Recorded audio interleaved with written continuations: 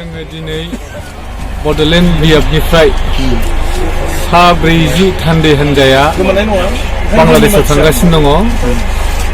गाबोन जोङो त्रिपुरानि राजथावनि आगरतलाव सहैनो खोथा। बिनिफ्राय जों बेलासियाव सिमना बारगोन, आखाउरा चेक गेटजों बांलादेश सिङाव हाबलांगोन। ओमफ्राय जोङो मोनायाव चिटागंआव सहैगोन हटेल साइकटआव, बेवहायनो हर थाहैनो गोनां। आरो सार प्रग्रामा सानबेसेनि थाखाय लाहार फाहार खालामनाय जादों? दा जोंनि हाबाफारिया बेवहाय गुबैयै सानब्रै।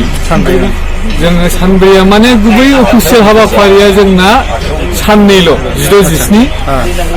16-17आव जोंहा बरायफोर जथुमनि जोनोम सान फालिगोन, 39थि जोनोम सान। ओमफ्राय लोगोसे 15आव बिथांमोना जोंखौ खान्थि बायदि बरायगोन हटेलाव, बेल'नो आरो जोङो 13-14 जोंहा 14-15आव बेरायनांगौ खोथा दंमोन। बांलादेश हादराव जेसेबां हायो एसेबां साननैखौ। दा गारिया लेट जाबाय, जों माब्ला सहैगोन मागोन हयथ' जों साननायबो जाजोबनाय नंला।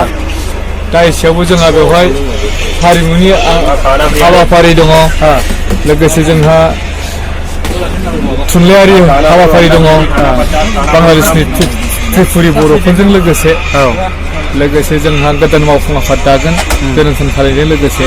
बेफोर हाबाफारिया फारि फारि जालांगोन जोंनि